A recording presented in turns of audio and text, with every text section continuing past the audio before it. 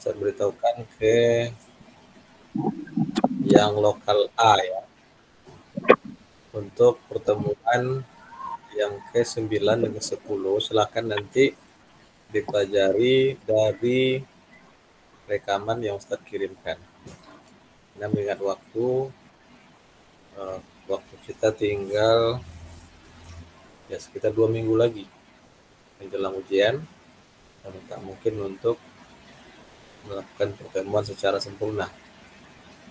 Kalau ada pertanyaan boleh nanti di komen di YouTube yang saya kirimkan ataupun melalui WA, itu silakan disampaikan. Terakhir, sekarang kita sampai kepada pembahasan tentang majhulul ain. Maka sekarang kita masuk kepada pembahasan majhulul hal. Nah, majhul itu ada dua. Menurut pembagian Ibnu Hajar Asqalani, ada majhulul ain dan ada majhulul hal. Sekarang pembahasan kedua tentang majhulul hal. Nah, bagaimana penerimaan periwayatan yang pada sanadnya terdapat perawi yang majhulul hal. Ini ada beberapa pendapat para ulama. Pendapat yang pertama, ini menurut mazhab al-aksarin atau jumhur ulama, sama dengan terhadap majhulul ain itu rudda riwayati majhul atau rudda riwayatu majhulil hal. Periwayatan perawi yang majhul hal itu tetap ditolak. Jadi kalau menurut jumhur ini, jangankan periwayatan perawi yang majhulul ain, yang majhul hal saja ditolak. Apalagi periwayatan yang majhulul ain. Majhul ain lebih lemah lagi. Nah, baik. Wa tawjihuhu anna riwayat ar-rawiyaini fa aksar an syaihi ta'rifun bihi la tawsikul lahu. Walizalika wa tawsikuhu ghairu ma'lum. Apa alasannya? Kenapa periwayatan dari perawi yang majhulul ain itu, majhulul hal itu tidak diterima atau ditolak oleh jumhur?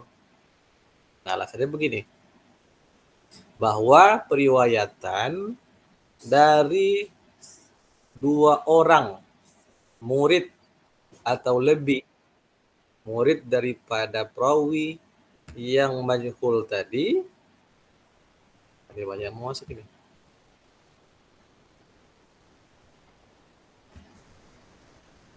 Nah, jadi periwayatan dua orang atau lebih yang meriwayatkan hadis dari seorang guru yang tidak dikenal, itu fungsinya hanya sekedar ta'rif. Nah, ta'rif terhadap guru tadi, bukan sebagai penilaian sikoh terhadap guru yang tidak dikenal tadi. Nah, maksudnya begini. Nah, masih ada juga ini.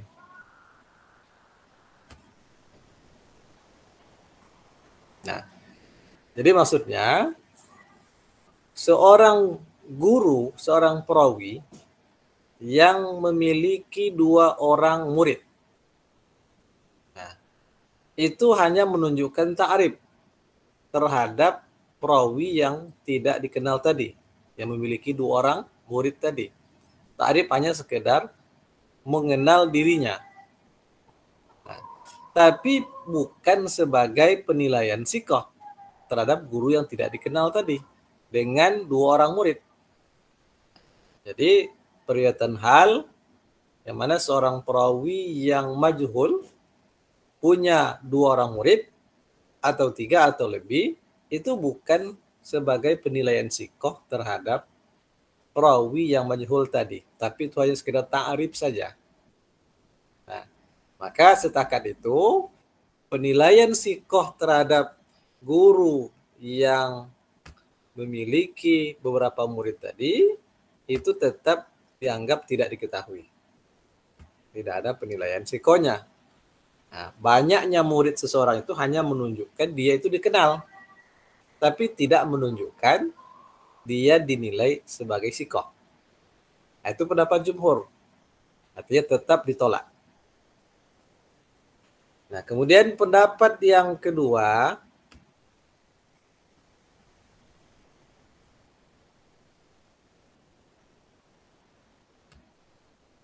nah, pendapat yang kedua ini disandarkan kepada sebagian muhaddis seperti Al-Bazzar, kemudian Imam Daruqutni. Kedua ulama ini atau ulama lain dari sebagian muhaddisin itu mengatakan periwayatan majhulul hal itu qabulu riwayatihi, bisa diterima. Nah, ini itu bertentangan dengan pendapat jumhur di atas. Jumhur tolak secara mutlak dengan alasan karena banyaknya murid bukan sebagai penilaian sikoh, tapi hanya sekedar menunjukkan guru tadi dikenal. Nah, sementara menurut muhaddisin seperti Al-Bazzar dan Ar-Qudni mengatakan diterima periwayatannya. Nah, tentu sangat berbeda. Nah, Imam As-Sakhawi menukilkan perkataan Imam Daruqutni tentang masalah ini. Apa kata Imam Daruqutni? Man rawa anhu siqatani faqad irtafa'at jahalatuhu wa sabatat adalatuhu. Siapa yang meriwayatkan hadis darinya dua orang yang siqah, maka terangkatlah kemajhulannya dan ditetapkanlah keadalahannya. Ini perkataan Imam Daruqutni yang begitu tegas, jelas mengatakan seorang perawi yang memiliki dua orang murid yang siqah, maka perawi yang tidak dikenal tadi dianggap hilang atau sudah terangkat kemajhulannya dan dinyatakan tetap keadalahannya. Dia adalah orang yang adil. Hanya dengan memiliki murid dua orang yang siqah. Itu menurut Al-Bazzar dengan Imam Daruqutni. Itu ada alasannya. Sekarang kita lihat apa alasannya.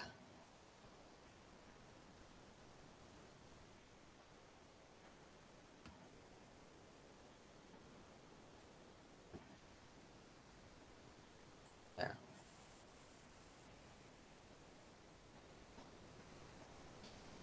Barangkali pendapat ini itu berdasarkan apa yang diisyaratkan oleh Al-Hafiz Az-Zahabi ketika dia menyusun atau menulis tentang Al-Hafiz Imam Daruqutni bersamaan dengan para imam mutasahil yang lain.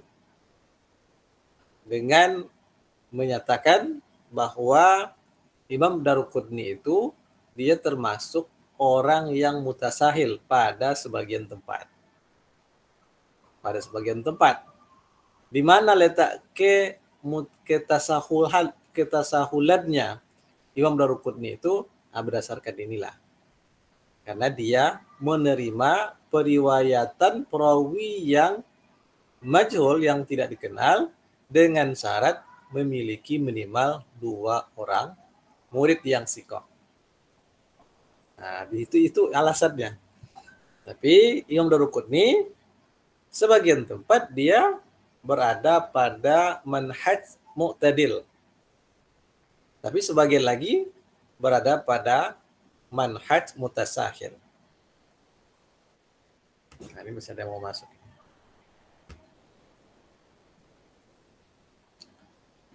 Nah, itu pendapat yang kedua. Jadi bertentangan dengan pendapat jumhur ulama. Sekarang pendapat yang ketiga. Pendapat ketiga menurut Imam Al-Haramain. Imam Al-Haramain itu banyak ya. Maka disebutkan di sini yang namanya Abil Ma'ali Abdul Malik bin Abdullah Al-Juwaini. Nah, itu yang dimaksud dengan Imam Haramain di sini. Abul Ma'ali Abdul Malik ibn Abdullah Al-Juwaini. Bagaimana pendapat Imam Haramain ini? La nutliku rudda riwayatil mastur wala qabulaha. Nah, ini agak berbeda. Kata Imam Haramain ini, kami tidak memakai istilah ditolaknya periwayatan perawi yang mastur atau majhul hal atau diterimanya. Jadi kami tidak mengatakan perawi yang mastur hadisnya ditolak atau diterima. Nah, tidak. Artinya mastur itu tidak menjadi ukuran diterima atau ditolaknya sebuah hadis. Sebuah hadis ada perawi yang mastur, belum tentu bisa ditolak, belum tentu juga bisa diterima. Ini pendapat Imam Al-Haramain. Bal yuqalu riwayatul adli maqbulatun. Tapi kami tetap bersekuku mengatakan bahwa periwayatan perawi yang adil itu makbulah, diterima. Sementara periwayatan dari perawi yang fasik ditolak. Nah begitu. Jadi periwayatan yang adil diterima, periwayatan yang fasik ditolak. Sementara periwayatan dari perawi yang mastur itu mauqufah. Mauqufah itu terhenti, tidak bisa dipastikan apakah perawi itu adil atau dia perawi yang fasik. Nah, maka itu pendapat Imam Haramain ini, karena tidak diketahuinya keadaan dari perawi yang mastur atau majhulul hal itu, maka dia tak ditawakufkan. Artinya tidak diterima, tidak pula ditolak. Ilastibanati halatihi. Sampai ada keterangan yang jelas tentang keadaan perawi yang mastur tadi. Jadi seolah-olah atau dalam pandangan Imam Al-Haramain ini, perawi yang mastur itu belum final. Mesti dicari sampai ketemu. Kalau seandainya tak ketemu, ya sudah ditawakufkan saja. Tidak diterima, tidak pula ditolak. Nah, itu pandangan dari Imam Al-Haramain. Walau kunna ala i'tiqadin fi halli syai'in warawalana masturun tahrimahu fallazi arahu wujubal inkifar. Amma kunna nastahilluhu ila istitimamil bahsi an halir rawi. Nah, kalau kami meyakini tentang halalnya sesuatu, ini Imam Haramain ingin menjelaskan kira-kira pandangan seperti ini untuk mudah memahami. Seandainya kami meyakini sesuatu halal, lalu datang kepada kami riwayat dari perawi yang mastur yang mengharamkan. Datang riwayat yang mastur atau yang majhulul hal yang mengharamkan itu. Awalnya kami berpandangan perkara itu halal, tapi ada riwayat dari perawi yang mastur atau majhulul hal yang mengharapkan. Nah, maka yang seperti ini, fallazi arahu, maka menurut saya wajib kita berhenti untuk menganggapnya halal. Ini kan menunjukkan sikap kehati-hatian. Wajib kita berhenti menganggapnya halal sampai sempurnanya pembahasan atau pencarian tentang keadaan perawi itu. Kalau sudah ketemu, baru kita mengambil sikap apakah hadis itu bisa diamalkan atau mesti ditinggalkan. Selama belum ketemu, maka tak bisa kita mengatakan ditolak ataupun diterima.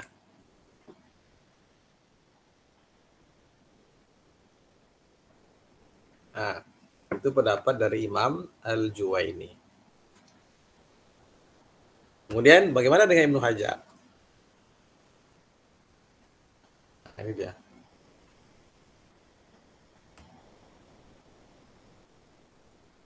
Nah, kalau Ibnu Hajar memilih pendapat tawakuf ini, berarti sejalan dengan Imam Al-Haramain Al-Juwaini.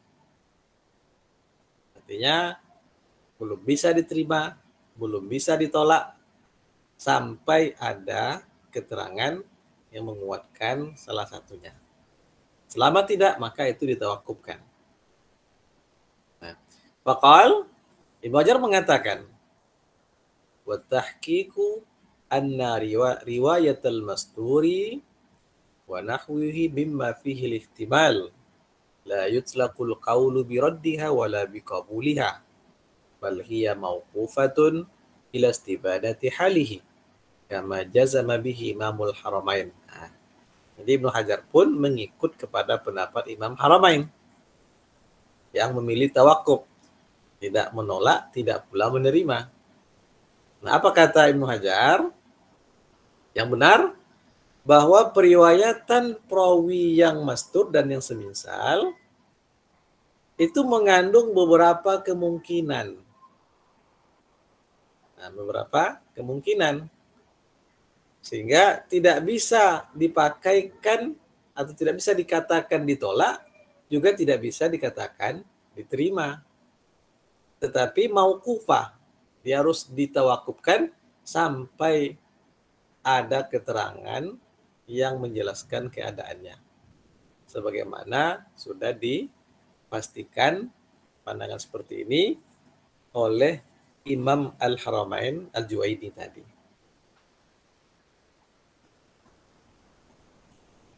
Bisa dipahami kira-kira? Insyaallah Ustaz. Bisa dipahami? Insyaallah Ustaz. Baik. Kalau paham kita lanjut.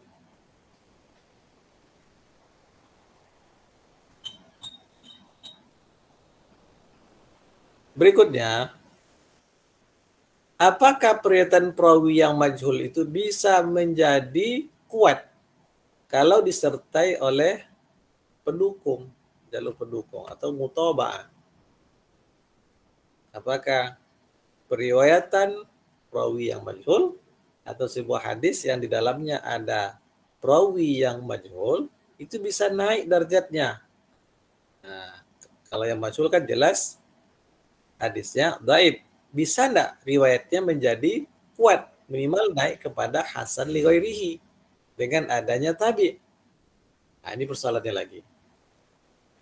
Nah, kata Imam Ad-Darqutni, wa ahlul ilmi bil hadisi la yahtajuna bi khabarin yanfaridu bi riwayatihi rajulun ghairu ma'ruf. Ini dijelaskan dulu, kata Imam Ad-Darqutni, ahlul ilmi bil hadis sama dengan ahlul hadis, orang-orang ulama hadis, mereka tidak berhujjah dengan khobar yang di situ menyendiri dalam periwayatannya seorang perawi yang tidak dikenal. Artinya di sini, kalau riwayat itu adalah terdapat perawi yang mastur dan tidak ada pendukung, nah, dia hanya menyendiri dalam periwayatan itu, maka itu tidak bisa dijadikan hujjah. Itu sudah menjadi pandangan dari ulama hadis. Jadi kalau riwayat mastur, kalau tidak ada pendukung, tak ada tabi', maka tidak bisa dijadikan hujjah. Itu sudah maklum. Ini menurut Imam Darqutni.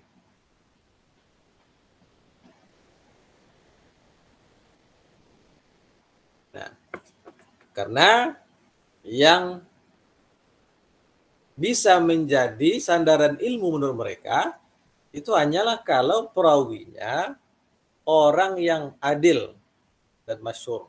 Artinya dia sudah terkenal sebagai perawi yang adil. Kalau dikatakan masyhur berarti bukan orang yang majhul atau ghairu ma'ruf.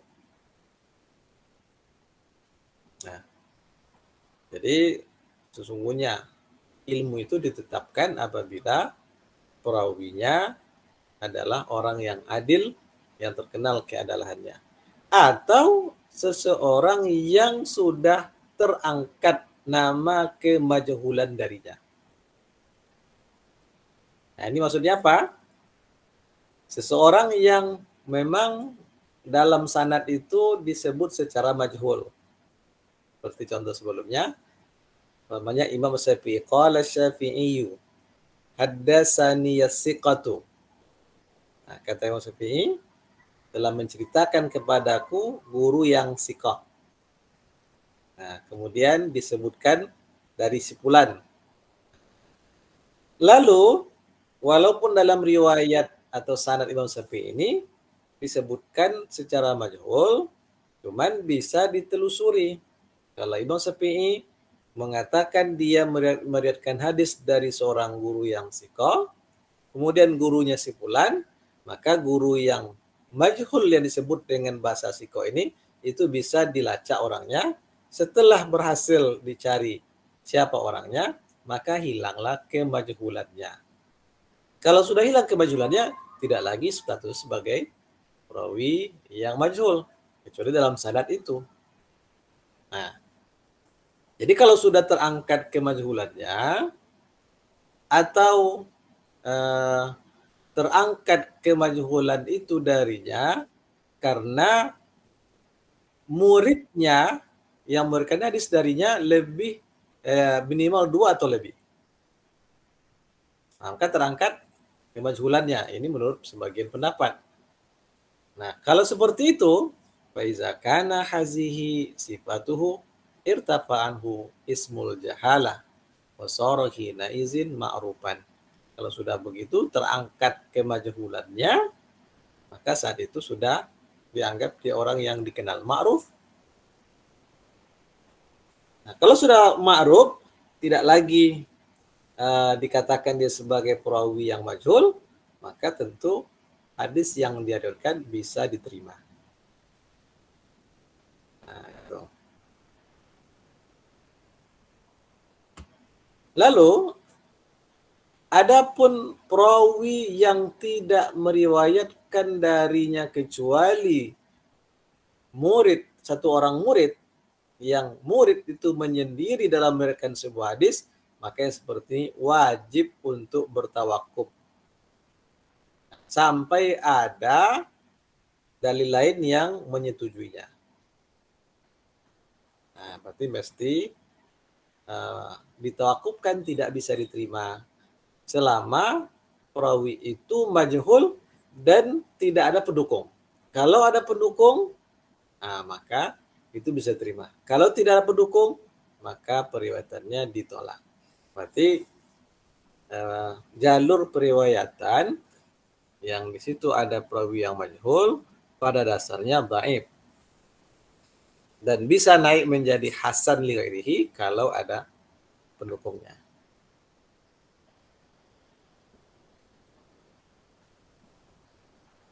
Nah, ini artinya bahwa periwayatan perawi yang majhulul ain tatakawwa bil mutaba'ah. Perawi yang majhulul ain bisa menjadi kuat kalau ada tabi' atau penguat. Lakinnahu ghairu sharihin fi husulit taqwiyah bi mutaba'ati majhulim mislihi au mutaba'ah dhaifin ghairi matruk. Jadi kalau ada tabi'nya itu secara umum bisa terangkat menjadi kuat. Bisa. Hanya saja tidak ada kejelasan apakah dia menjadi kuat juga hanya dikuatkan oleh perawi yang majhul semisal dia, atau penguat yang lebih lemah yang tidak sampai pada level matruk, apakah juga bisa menjadi kuat atau tidak? Itu yang tidak jelas dari penelitian penulis kitab ini, dari apa yang ada di kalangan para ulama. Nah, maksudnya begini, Nah, secara umum kalau perawi majhul itu ada tabi'nya, dia jadi kuat. Cuma persoalannya kalau seandainya mutabaahnya itu atau tabi'nya itu sama-sama perawi yang majhul semisal dengan dia. Nah, kalau sama-sama majhul semisal dia, ini yang diragukan. Apakah bisa menguatkan atau tidak? Atau bukan perawi yang majhul pula, tapi tabi penguatnya itu adalah perawi yang dhaif. Jadi, apakah perawi yang majhul bisa dikuatkan oleh perawi yang dhaif? Ini yang tidak ada ketetapan dalam masalah ini. Artinya diragukan. Apakah perawi yang majhul bisa menjadi kuat dengan adanya perawi yang majhul semisalnya atau dengan perawi yang dhaif? Nah, ini yang jadi masalah. Tapi kalau seandainya perawi yang majhul itu dikuatkan dari jalur lain, maka dia bisa menjadi kuat asalkan jalur itu bukan penguatnya bukan yang semisal dengan dia atau yang lebih lemah daripada dia atau perawi yang dhaif. Nah, itu masalahnya. Nah, lalu Ibnu Hajar mengkhususkan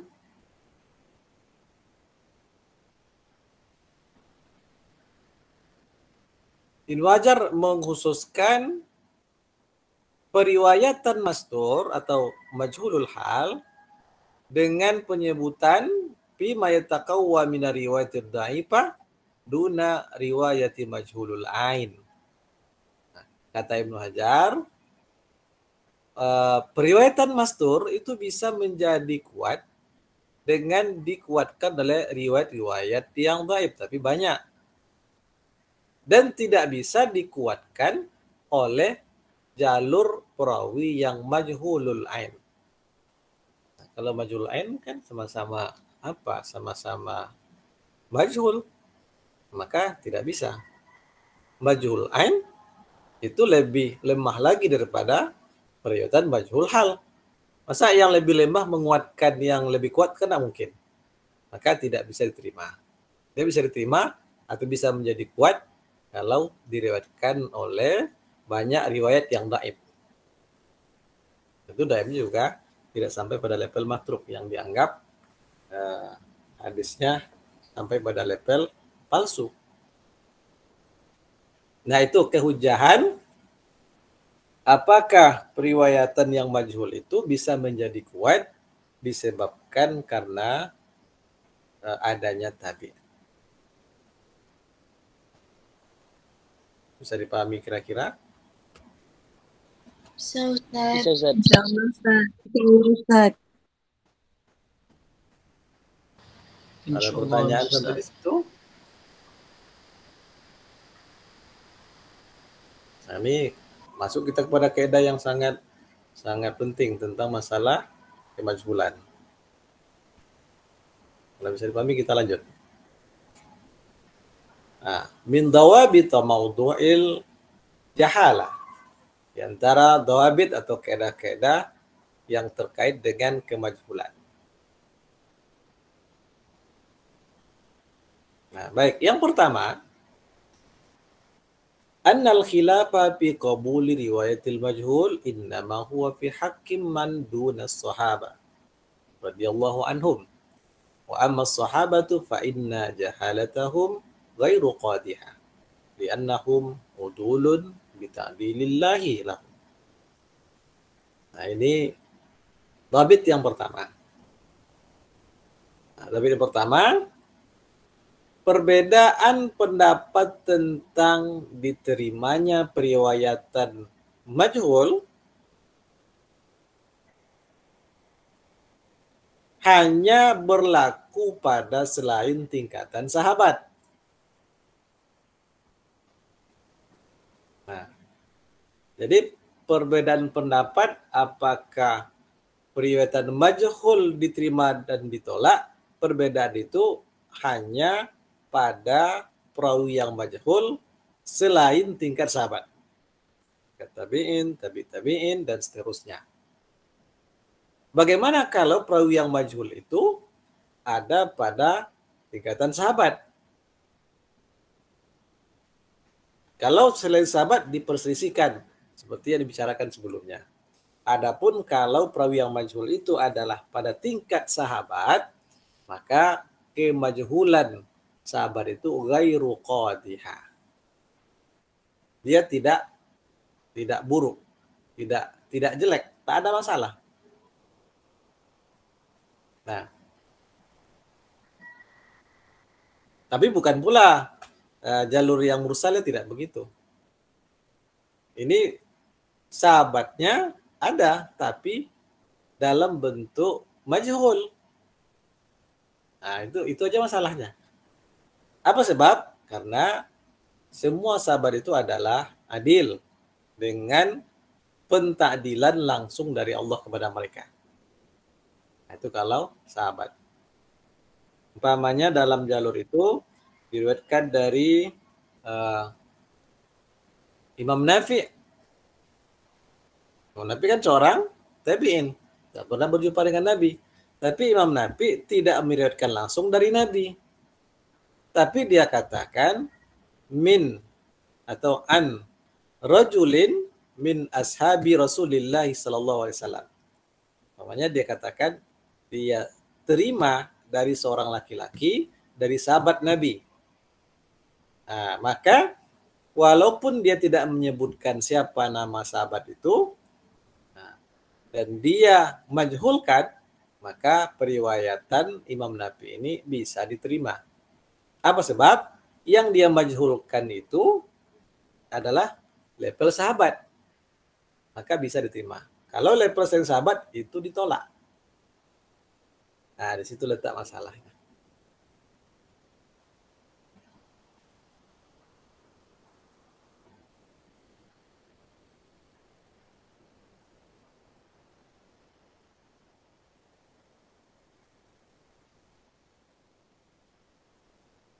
Baik, itu pendapat yang itu kaidah yang pertama.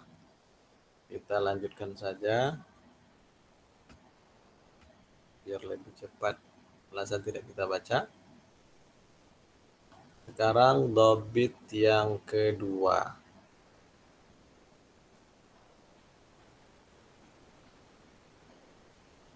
Nih.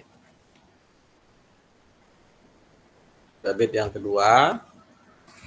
Anna riwayatil majhulina ala darajatin.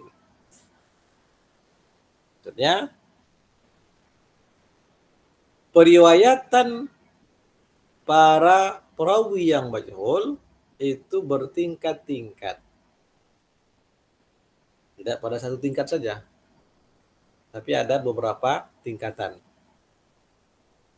Nah, yang pertama, sebagaimana dikatakan oleh Imam Az-Zahabi, Al-Hafiz Az-Zahabi, wa ammal majhuluna minar ruwa fa in kana ar-rajulu min kibarit tabi'in aw awsatihim uhtumila hadisuhu wa tulqiya bi husni dhanni idza salima min mukhalafatil usuli wa min rakakatil alfaz.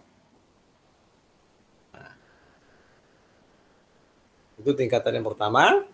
Maksudnya, kata Imam Az-Zahabi, adapun para perawi yang majhul, jika ia merupakan kibarut tabi'in, tabi'in besar, au ausa tihim, atau tabi'in pertengahan.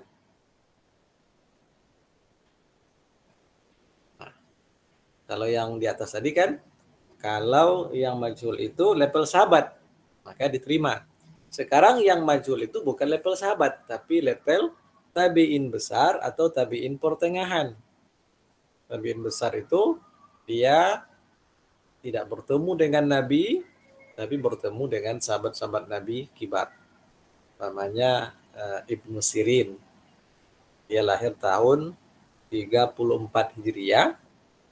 2 tahun sebelum meninggalnya Utsman bin Affan. Nah, kalau yang majhul itu adalah kibarut tabi'in atau ausat, tabi'in pertengahan, uhtumila hadisuhu. maka hadisnya itu masih ada kemungkinan. Mungkin bisa benar, mungkin salah. Jadi tidak diterima secara mutlak, juga tidak ditolak. Wa tuluqiya bi husni dzanni. Dan dia masih bisa ditalakikan, artinya masih bisa untuk dituntut, dicari, dipelajari dengan berhusnuzan, dengan berprasangka baik bahwa di sini itu adalah bersumber dari Nabi, tapi bukan dalam keyakinan yang pasti, hanya saja berprasangka baik. Selama kandungan hadis itu selamat daripada mukhalafatul usul, atau selama tidak bertentangan dengan usuluddin, kedah-kedah pokok agama. Kedah pokok agama itu apakah berkaitan dengan masalah akidah, masalah syirik, masalah apa lagi, hari kiamat, dan masa-masa pokok agama yang lain. Yang masalah usul itu adalah persoalan agama yang secara sharih jelas didasarkan kepada dalil nas Al-Quran dan Sunnah atau berdasarkan ijma. Nah, jadi kalau hadis yang diriwayatkan dari perawi yang majhul tadi, itu yang majhulnya kibarut tabi'in atau ausat atau pertengahan mereka, ini masih bisa untuk berhusnuzan untuk menerimanya selama tidak bertentangan dengan usuluddin, wa min rokakati alfaz, dan tidak mengandung lapas yang rokaka. Rokaka ini lapas yang ganjil, lapas yang menunjukkan bahwa lapas itu tak mungkin bersumber dari Nabi. Itu namanya rokakatul alfaz, lapas yang tidak menunjukkan lapas Nabi. Lapas Nabi itu kan adalah dengan bahasa yang fusha. Bahasa Nabi itu sangat baik, sangat fasih, fusha.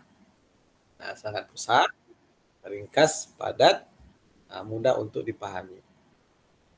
Nah, kalau lapas itu menunjukkan lapas yang tak mungkin bersumber dari Nabi, maka hadisnya tidak bisa ditoleransi, tidak bisa berhusnuzan. Tapi kalau lapas itu tidak mengandung dua hal ini, tidak ada pertentangan dengan usul, kemudian tidak mengandung rokakatul alfaz, maka itu masih bisa berhusnuzan untuk menerimanya. Itu tingkatan yang pertama dari hadis yang mengandung perawi yang majhul.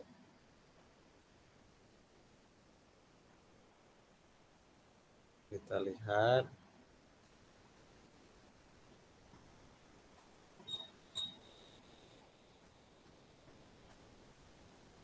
Kemudian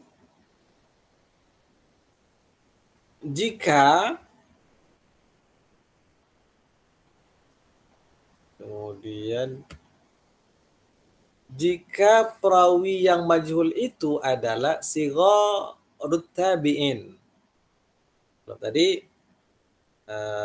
tabi'in besar, kibarut tabi'in, atau ausatuhum, kibar tabi'in yang pertengahan.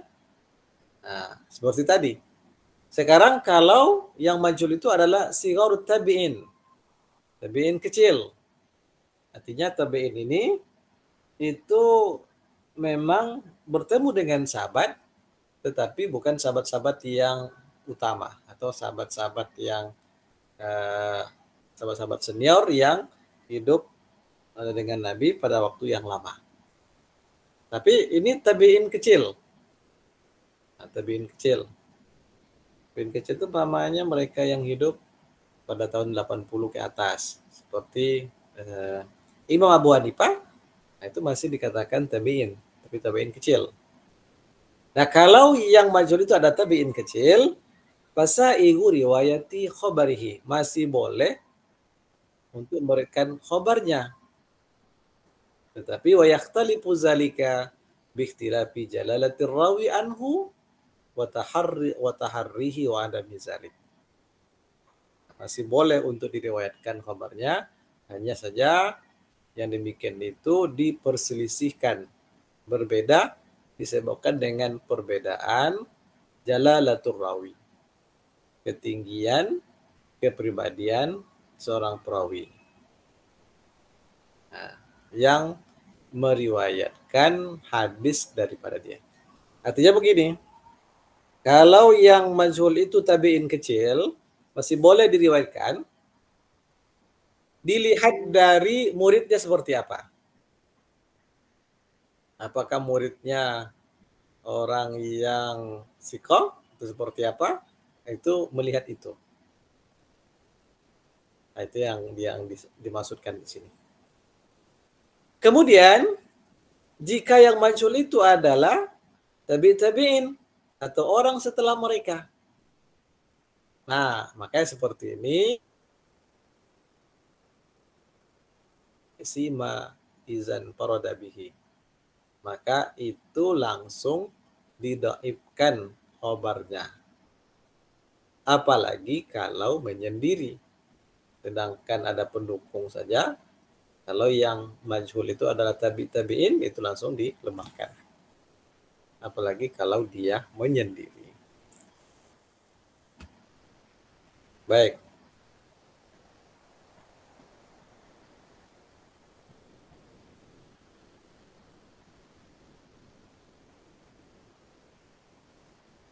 Dan perkataan, banyak kata majhul.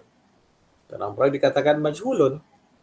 Maka perkataan seperti ini tidak lazim atau tidak mesti dia adalah majhul ain. Nah, kalau dia majhul secara ain atau hal, maka tentu lebih utama untuk tidak dijadikan hujjah. Baik, itu tingkatan pertama. Tingkatan pertama dari riwayat-riwayat yang majhul. Sekarang tingkatan yang kedua.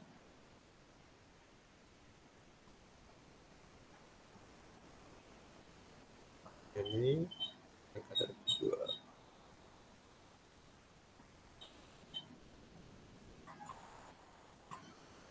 Tingkatan yang kedua, ada perkataan Ibnu Katsir.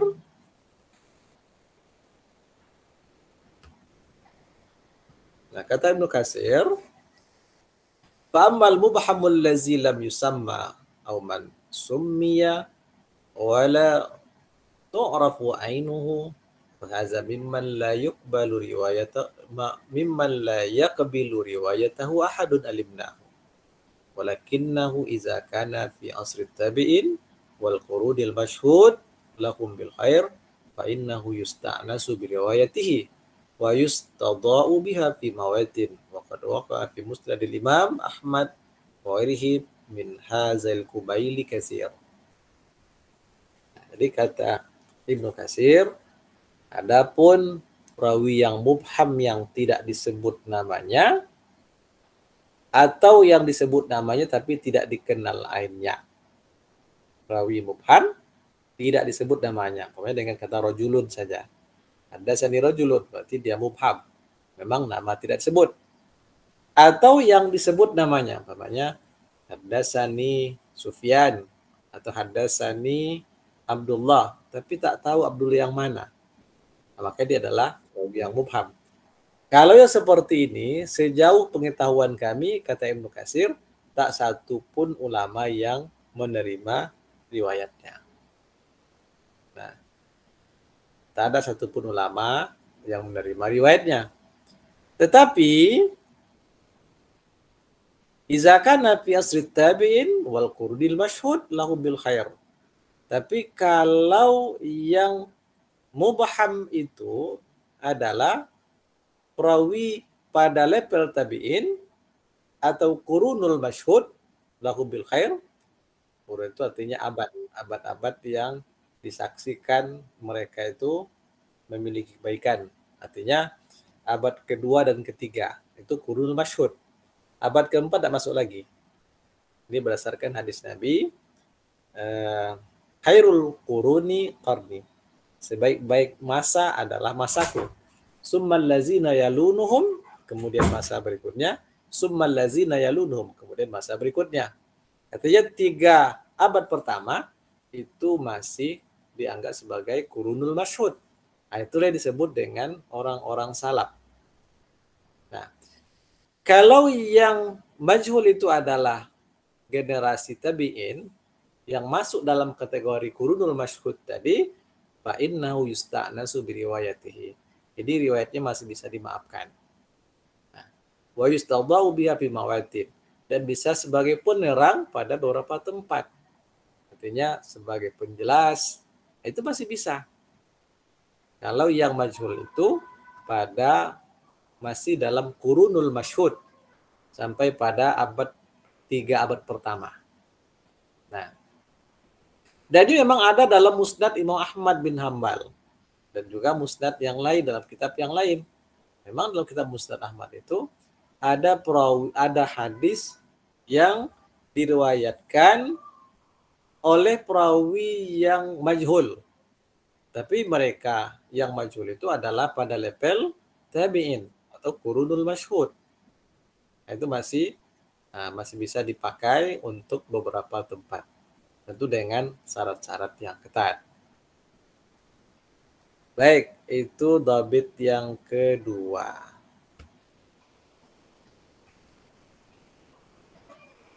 Ini dhabit yang ketiga. Sebanyak kira-kira banyak ya dhabitnya ini. Lihat dulu.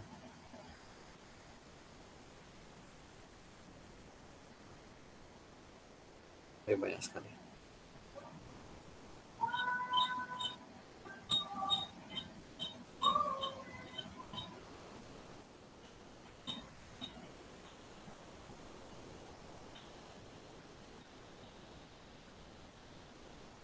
Sekarang kita tambah satu dhabit lagi, yaitu arwatul lazina ihtajja bihim sahib as-sahihain aw ahaduhuma yaktasibuna at-tawsik ad-damani bizalik wa tartafi'u anhum bihil jahala wa illam yanussa ahadun ala tawsikihi. Nah, ini hampir sama dengan apa yang kita lihat sebelumnya tentang para perawi yang hadisnya diriwayatkan oleh Bukhari dan Muslim. Nah, jadi dhabit yang ketiga, para perawi yang dijadikan hujjah oleh Bukhari dan Muslim atau salah satunya itu sudah dijamin kesikohannya.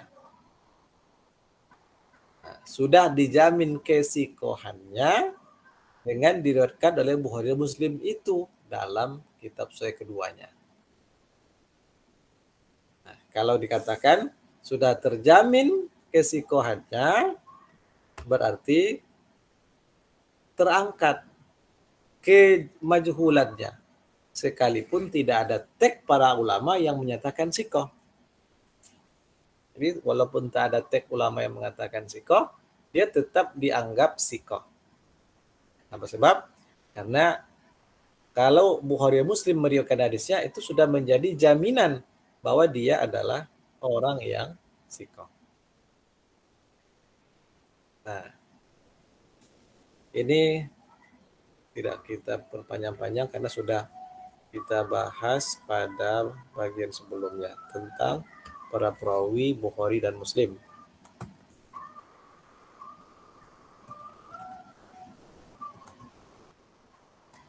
Ini penjelasannya.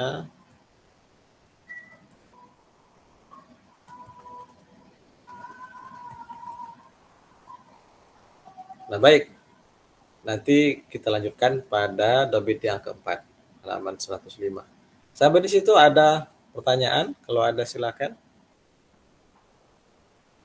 Tidak ada. Enggak ada, Ustaz. Nah, ini cepat tidak adanya ini. Ya, kalau tak ada itu ada dua kemungkinan. Kemungkinan pertama tak paham sama sekali. Kemungkinan kedua betul-betul paham.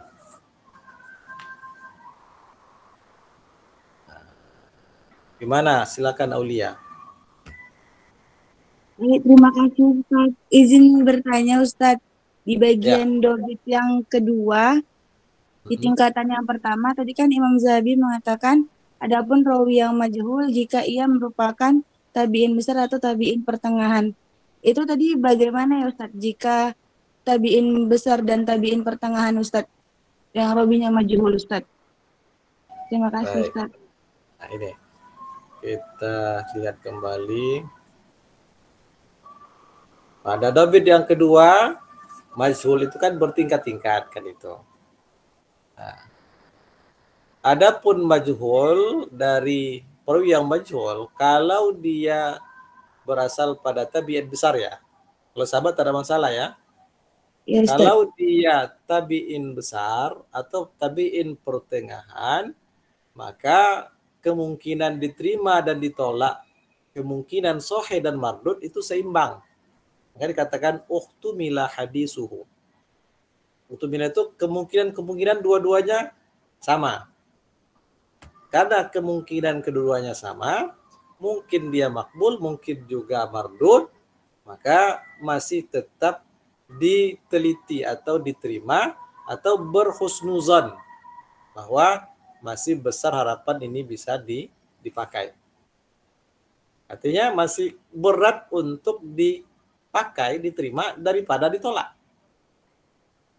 Kalau yang majhul itu adalah tabi'in besar. Tapi dengan syarat dua tadi.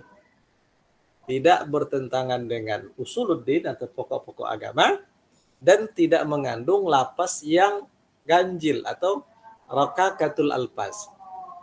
Rakakatul alfaz itu artinya lapas yang tidak merupakan lapas Nabi.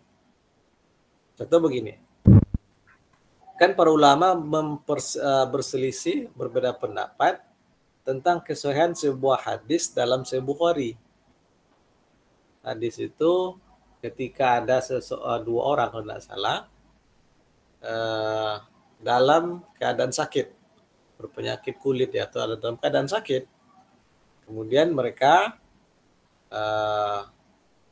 mendatangi penggembala Nabi, kemudian Nabi berpesan supaya meminum kencing onta. Akhirnya mereka meminum kencing onta. Alhamdulillah penyakit mereka sembuh. Lalu setelah sembuh, mereka malah membunuh penggembala tadi. Bayangkan, berarti air susu dibalas dengan air tuba. Orang sudah menunjukkan kebaikan kepada dirinya, dibunuhnya orang itu. Nah, ini kan sangat kurang ajar itu. Nah, ketika itu sampai kepada Nabi, dalam hadis disebutkan apa kata Nabi? Cari dia, kemudian potong tangannya, potong kakinya, congkel matanya, kalau kira seperti itulah dengan bahasa-bahasa yang sadis, dan bunuh dia. Nah, maka bahasa seperti ini menurut sebagian ulama mengandung rakakatul alfaz. Lapas yang rokakah, lapas yang aneh yang tidak menunjukkan lapas Nabi. Apa sebab? Nabi itu tak mungkin berkata-kata sadis seperti itu. Tapi riwayat Bukhari. Nah, di sini dari perbedaan pendapat di kalangan ulama. Itu namanya rakakatul alfaz. Jadi kalau yang majhul itu adalah tabi'in besar atau tabi'in pertengahan. Tabi'in besar itu dia ada masa-masa hidup mereka itu. Ya, berkisar kalau tabi'in besar itu yang hidup atau yang lahir pada masa Laporosidin. Nah, itu tabi'in besar. Nah, tabi'in pertengahan yang di bawah itu sedikit. Kira-kira begitu. Baik, ada lagi? Baik, terima kasih Ustaz. Ya, yang lain?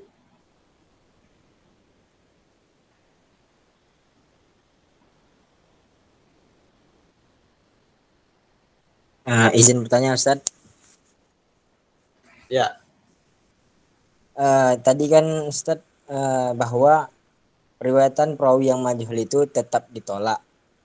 Dan bahwa periwayatan dari dua orang atau lebih yang meriwayatkan dari guru yang tidak dikenali, dari dua orang itu yang sikoh itu Ustaz.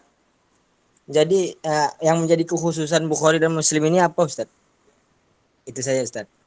Nah, maksudnya begini, kalau seorang perawi itu dianggap majhul, mungkin namanya disebut, tetapi dalam kitab-kitab rijalul hadis tidak ditemukan para ulama kritik yang menilai dia sikoh. Tidak ada penilaian sikohnya oleh ulama kritikus hadis. Baik itu oleh ulama yang mutasaddid atau yang mu'tadil. Bahkan oleh Bukhari sendiri atau Muslim sendiri. Tak ada yang menilai dia sikoh. Tapi hadis yang dia riwayatkan dimasukkan oleh Imam Bukhari sebagai hadis asal dalam kitabnya. Maka karena Imam Bukhari menjadikan hadisnya sebagai hadis pokok dalam kitab sahihnya, berarti itu sudah sebagai jaminan bahwa yang bersangkutan walaupun tidak ada penilaian sikohnya, berarti dia sudah dijamin sikoh. Dengan jaminan apa? Karena Bukhari memberikan hadisnya. Karena tidak mungkin Bukhari memberikan sebuah hadis kalau semua perawi yang ada memberikan hadis itu adalah orang-orang yang level kesikohan dia paling tinggi. Karena Bukhari kan itu perawi yang dia pakai hanya orang-orang yang berada pada level pertama dari sisi kesikohan saja. Level kedua dia tak pakai. Tapi Imam Muslim level pertama dan level kedua, ya ini merupakan murid-murid dari seorang ulama hadis, masalah seperti Sa'id bin Al-Musayyib. Kemudian Muhammad bin Syihab Az-Zuhri. Murid-murid mereka ini yang dipakai di Bukhari adalah yang level-level 1 saja. Muslim 1 dan 2. Yang ketiga dan keempat itu Abu Daud dan seterusnya. Jadi karena Bukhari memberikan hadisnya dalam kitab sahihnya, maka itu sebagai jaminan dia adalah orang yang sikoh. Nah itu kira-kira. Silakan, masih ada?